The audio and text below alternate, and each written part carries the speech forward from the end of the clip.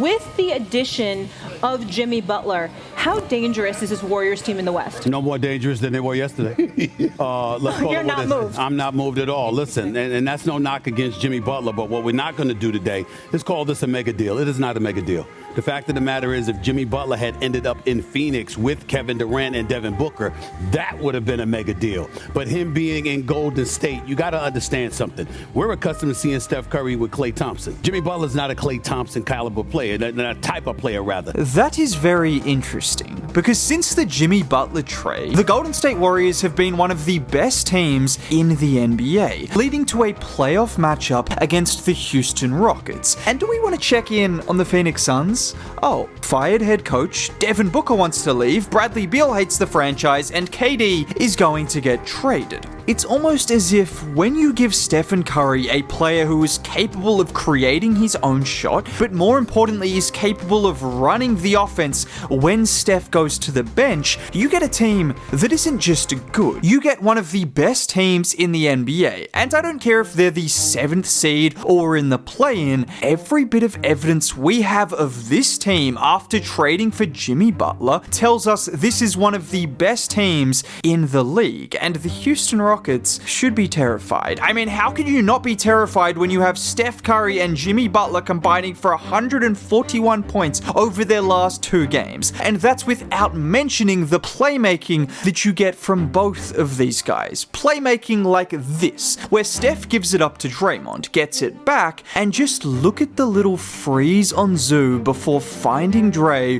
who gets all the way to the rim. Or how about this time getting it on the wing, the little face-up, driving right to draw Zubac, and then a perfect pass to Looney for another layup. This is what makes Steph Curry and Jimmy Butler one of the best duos in the NBA. Both of these guys are capable of not just scoring at an elite level, but playmaking at a high level as well. And this is so apparent when Steph isn't on the floor. Obviously we know what Steph can do, but for so long this team has struggled mightily when Steph hasn't been on the floor. Now you have someone in Jimmy that is used to carrying teams. He's used to being the guy, and all he has to do is be the guy for half of the game? That's too easy for him. Just like here, where he faces up Aldama, he drives into the paint, and with the defense forced to help over, he finds post wide open for the 3. Or how about here off the offensive rebound? Jimmy deceives the Grizzlies with his eyes, looking them off before rifling a great no-look pass to Santos under the rim for the and 1. This is the Jimmy Butler effect. And when I say this is one of the best teams in the NBA, I know people will think I'm exaggerating. Okay, well since Jimmy Butler was traded to the Warriors 30 games ago, the Warriors ranked 1st in defense, 9th in offense, 3rd in net rating, and have the 3rd best record in that period of time. The 2 teams in front of them, the OKC Thunder and the Boston Celtics. In other words, the 2 favorites for the NBA title. And this is a perfect place to start.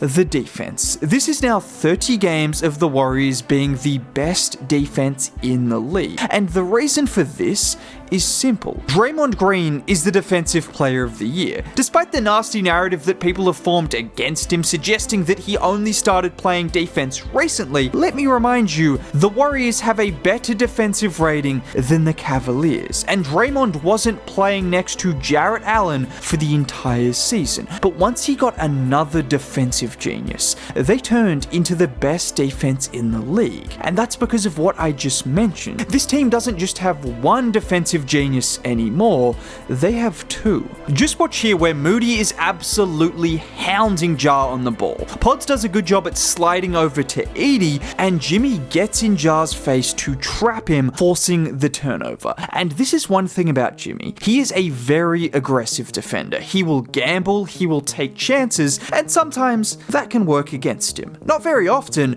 but occasionally. But the reason this works so incredibly well is because you have Draymond Green on the backside to clean up any potential errors made when Jimmy gambles. But his timing is just immaculate. Look at him here with Pods doing a great job at hounding Bane, before then rotating back out to Jaren Jackson Jr., and the moment Jackson spins off Pods, look who's there. The entire time time anticipating the play and then timing it to perfection. Or in this play where he immediately notices the mismatch with Edey on Curry in the paint, and just as Edey is collecting the ball, Jimmy sneaks around the back and strips it off him. And I mentioned it before, but all of this works so well because you have an anchor and a genius in Draymond Green behind. Like here where it's a handoff with Delano Banton, who gets past Moody, and look who's there to meet him at the rim. Or how about here where you have Jimmy hounding Scottie Pippen Jr. on the right hand side, so naturally he wants to go left. And who's there the moment he turns left? It's Draymond Green. Dealing with both of these guys, their tenacity, their intensity, and just their flat out genius,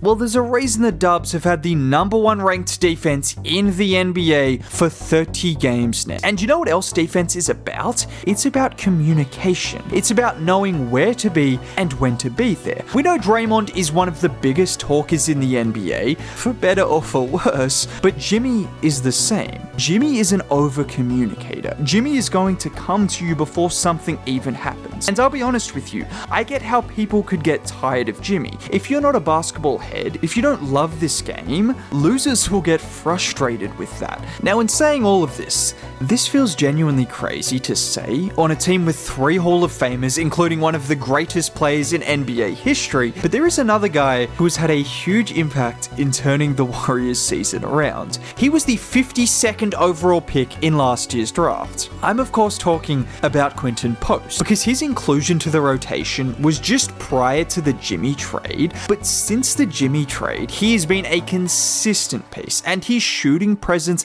has been a revelation for the Warriors. I think anyone watching the Warriors knew this from the moment Quinton Post stepped on the floor, but it took some time for the NBA world to catch up. It is undeniable now. We just saw him come into the game against Memphis and catch fire, immediately making an impact on the game with his shooting and spacing, opening up the floor for Jimmy to continue attacking downhill. And when the defense wanted to help over on Jimmy, he was able to find Post, who just doesn't miss. I mean, he's shooting 41% from 3 on 4 attempts per game, which is already crazy, but when you consider the minutes he is playing, per 36 minutes, he is making 3.8 threes per game. That is 15th in the NBA, just behind guys like Dante DiVincenzo, Buddy Hield, Klay Thompson, and Anthony Edwards. And he's doing it on a higher percentage than all of those guys. Obviously, I'm not about to tell you he's a better shooter than Klay Thompson, but he's not just an average pick and pop